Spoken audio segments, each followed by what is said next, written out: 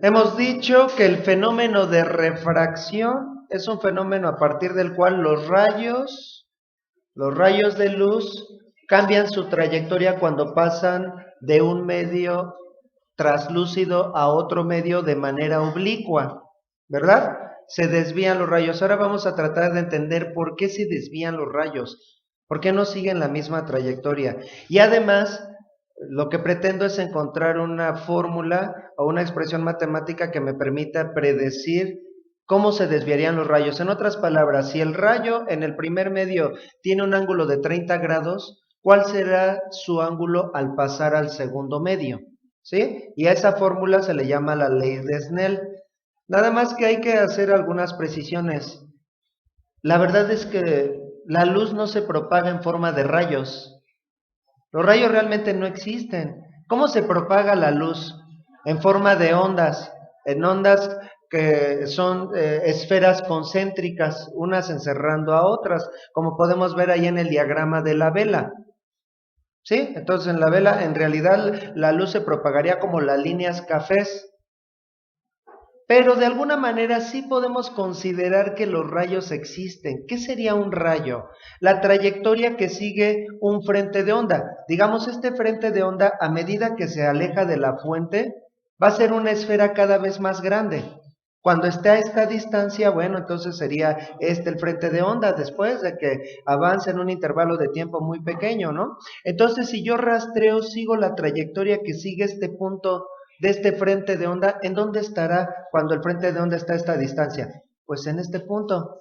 Y cuando se ha alejado más, ese mismo punto del frente de onda estará acá, y así sucesivamente. ¿Qué trayectoria sigue un punto de un frente de onda? Una línea recta. Un punto de un frente de ondas podemos considerar que se propaga en línea recta y que la trayectoria, esa línea recta que sigue ese punto es a lo que le llamamos rayo. Ese es el rayo, ¿verdad? Bueno, ahora, por otro lado, también hay que hacer la siguiente consideración. Cuando el frente de onda se ha alejado algo o considerablemente de la fuente de luz, entonces una porción del frente de onda, ¿sí? ¿Cómo se podría considerar? Una porción pequeña del frente de onda se podría considerar como una porción plana. Es la misma situación que tenemos con el caso del planeta. ¿Cuál es la apreciación que tenemos del planeta? Que es plano.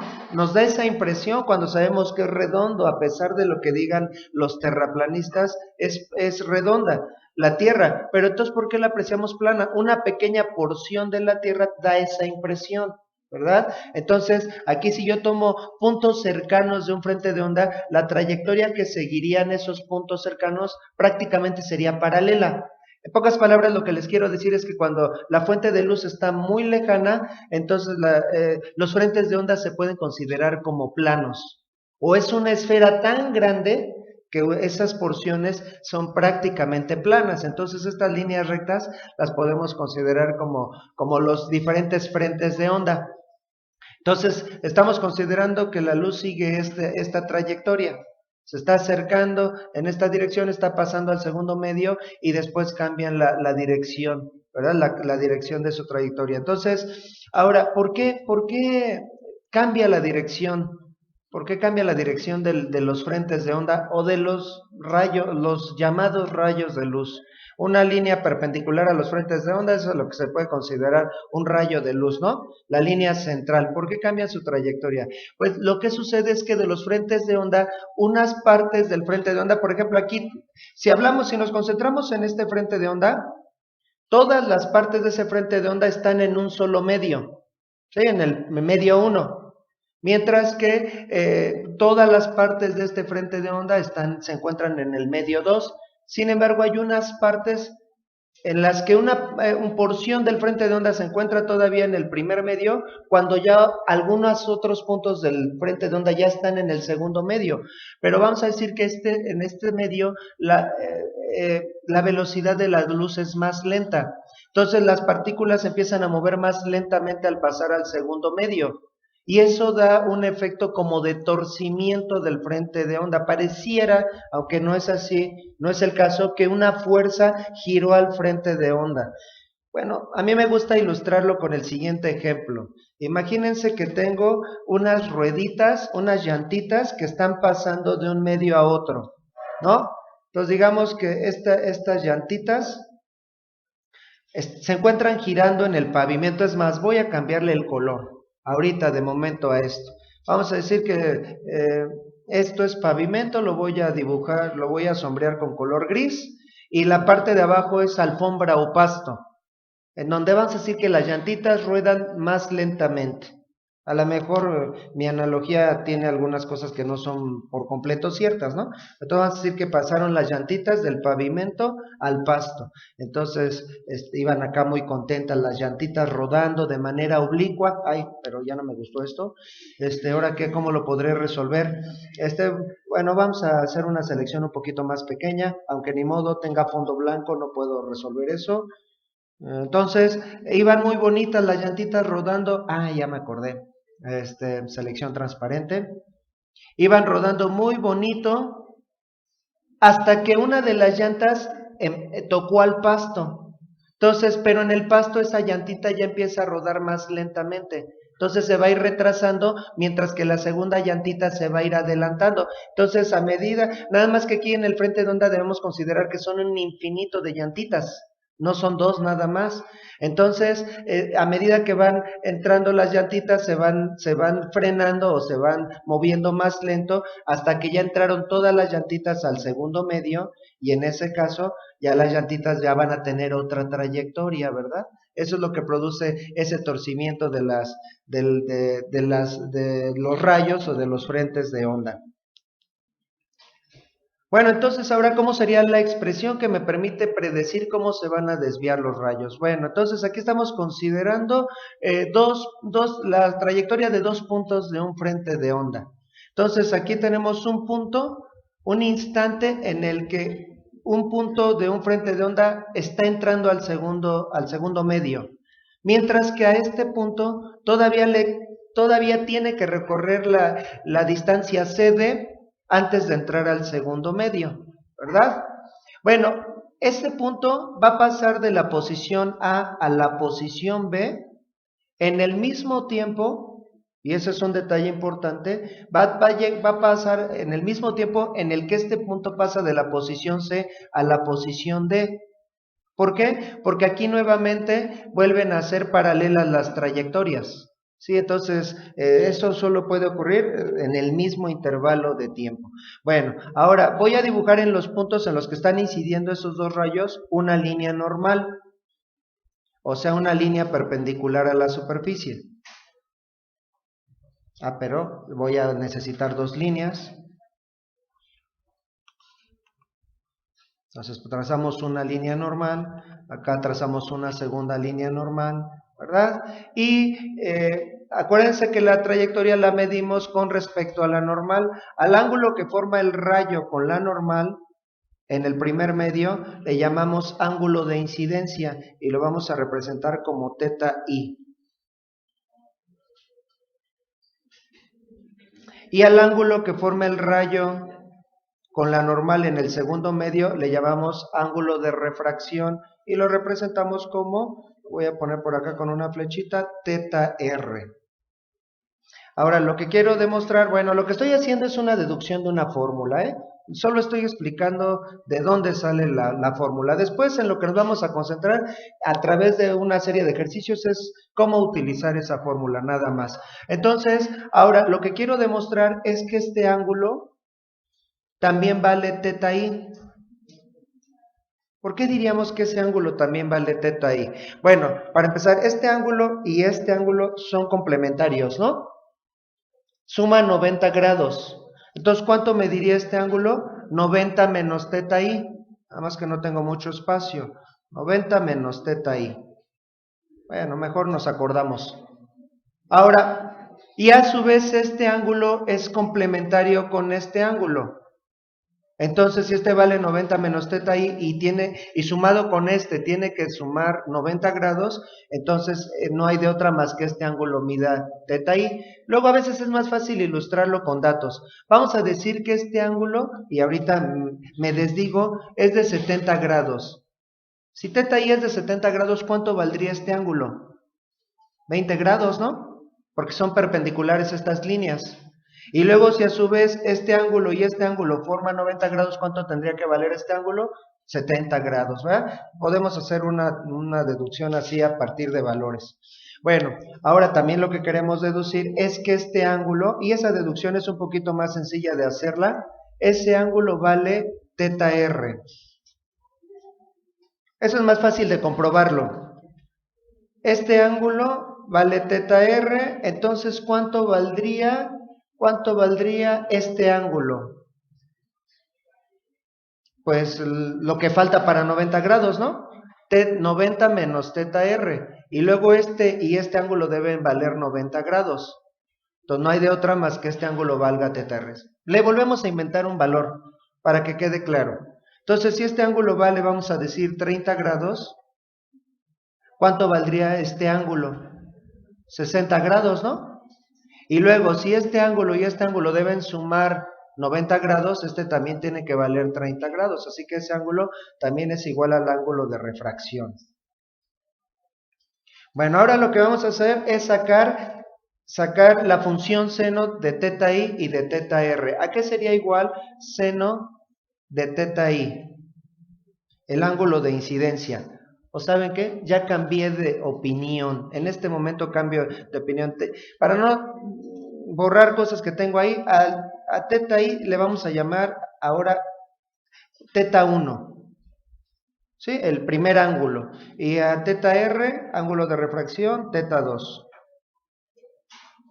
Para que todo lo manejemos con subíndice 1 y subíndice 2. Entonces, ¿a qué sería igual el seno de teta 1?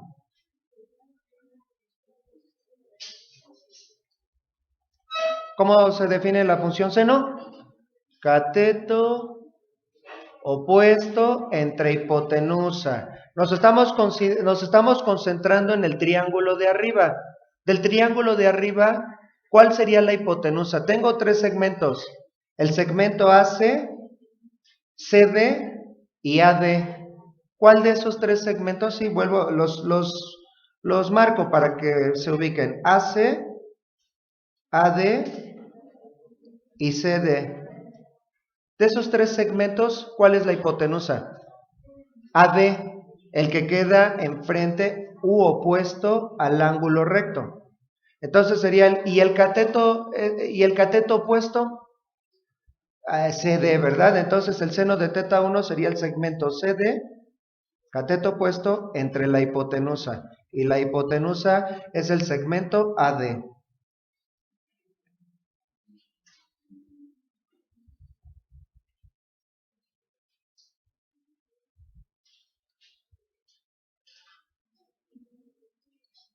¿Verdad?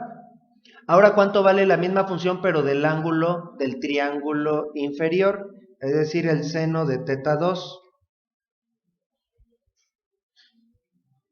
Seno de teta 2 sería igual a cateto opuesto y del triángulo de abajo, ¿cuál es el cateto opuesto a teta r? El segmento, bueno, a lo mejor no están bien ubicados. Este es el punto A, este es el punto B, este es el punto D. Entonces tengo tres segmentos en el triángulo de abajo, el AB, el BD y el AD. ¿Cuál es el cateto opuesto a teta r? AB. Si están de acuerdo conmigo, es decir, este segmento. Entonces sería AB entre la hipotenusa. ¿Y cuál es la hipotenusa del triángulo inferior? AD, también AD. Así que son triángulos que comparten, diferentes, pero que comparten la misma hipotenusa. Sí, porque el ángulo recto es este. Entonces el lado opuesto a ese ángulo es AD, que es la hipotenusa. Entonces sería entre AD. Ahora lo que voy a hacer es despejar de las dos expresiones anteriores el lado que tengo en común, es decir, AD. ¿Cómo me quedaría AD de esta expresión? Bueno, lo voy a hacer en dos partes, aunque lo podríamos hacer en una sola. AD por el seno de teta 1 igual a CD. Y luego ese seno de teta 1 que está multiplicando pasa dividiendo, entonces tendría que AD, el segmento AD, es igual a CD entre el seno de teta 1.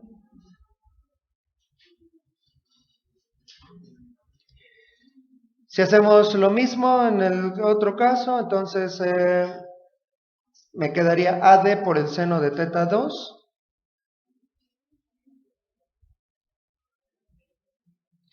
es igual a el segmento AB. Luego esa función seno la pasamos dividiendo, está multiplicando, pasa dividiendo, y entonces AD sería igual a el segmento AB entre el seno de teta 2.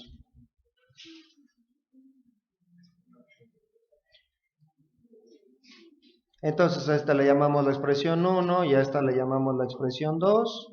Lo que seguiría, como las dos están igualadas a AD, pues vamos a igualar 1 y 2.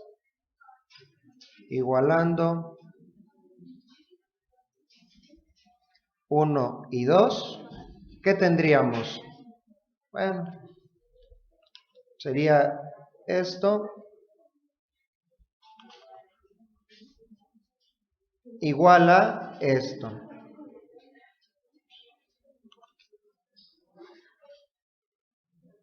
Tan igual que se ven idénticos. No podrían ser más iguales. Luego, pero, ¿qué es el segmento CD? El segmento CD es la distancia que recorrió este punto de este frente de onda en el mismo tiempo que este punto de este frente de onda recorrió la distancia AB. En lo que recorrió este punto del frente de onda CD, este punto recorrió AB, ¿verdad? Ahora, también estamos considerando que las partículas se mueven con rapidez constante y en línea recta. Entonces aquí podríamos utilizar tal vez la ecuación más sencilla del movimiento, el movimiento rectilíneo uniforme. En el movimiento rectilíneo uniforme, ¿a qué es igual la velocidad? La velocidad es simple y sencillamente distancia entre tiempo, y el tiempo, y la distancia es simple y sencillamente velocidad por tiempo. Entonces, CD es la distancia que recorre la partícula en el primer medio. Entonces, y CD, vamos a tomarlo como esa distancia, sería la velocidad que la partícula lleva en el primer medio por el tiempo, y el segmento AB es igual a la distancia que recorre la partícula en el segundo medio, que es igual a velocidad por tiempo, velocidad del segundo medio por el tiempo. Pero al tiempo no le pongo subíndice 1 y subíndice 2, porque todo esto está ocurriendo simultáneamente en el mismo tiempo. Entonces ahora voy a sustituir estas dos expresiones en las anteriores, y ¿qué tendríamos? Ay, eso no.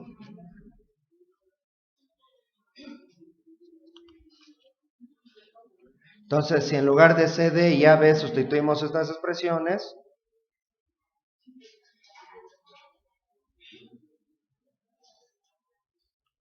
CD es B1 entre B1 por T, y AB es B2 por T,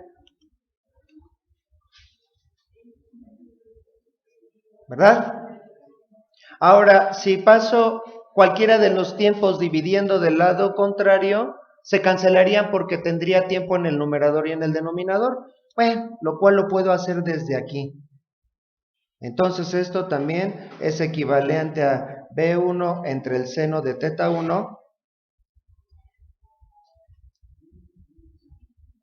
igual a B2 entre el seno de teta 2.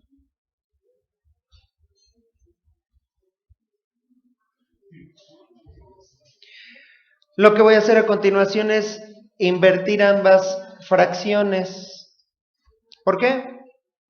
Porque yo sé que les conviene. Así que las vamos a invertir. Entonces quedaría seno de teta 1 entre B1.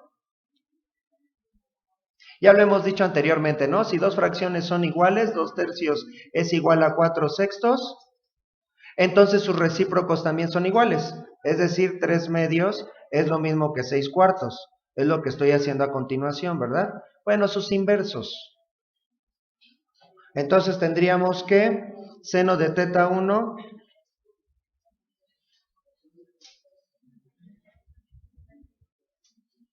entre B1 es igual a seno de teta 2 entre B2.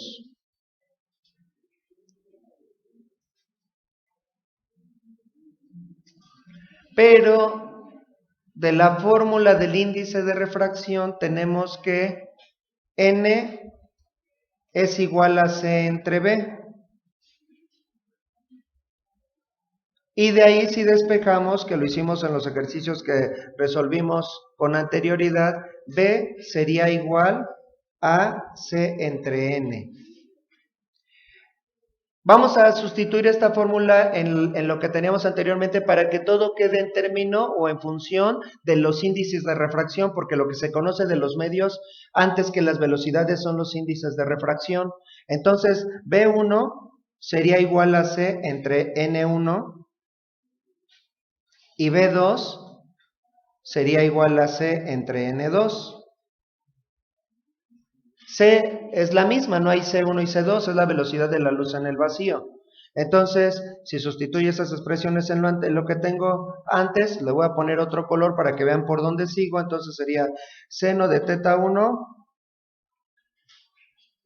vamos a ponerlo así, entre 1 es igual a C entre N1. Y del otro lado tendría seno de teta 2 entre 1 es igual a C entre N2. Le puse un 1 al numerador para que pueda aplicar ley del sándwich. Entonces serían medios por medios, perdón, extremos por extremos arriba, medios por medios abajo. Si aplico la mal llamada ley del sándwich, ¿qué me quedaría? Los extremos van arriba, entonces serían N1 por el seno de teta 1 entre C, N1 por el seno de teta 1 entre C,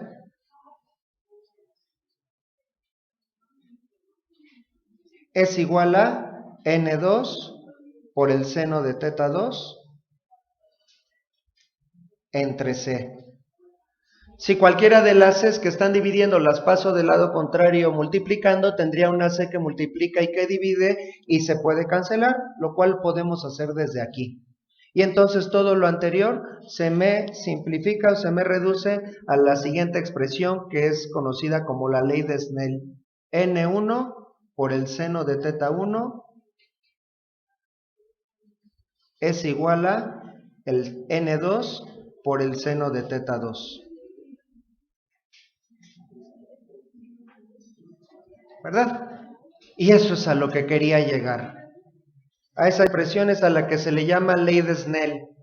Y sirve para poder calcular cuál será la trayectoria de los rayos en el nuevo medio, a partir de la trayectoria que tenían en el primer medio. ¿Sí? Entonces, bueno, pues esto no hay de otra más que utilizarlo en ejercicios, ¿verdad? Bueno, vamos a resolver ahora algunos ejercicios.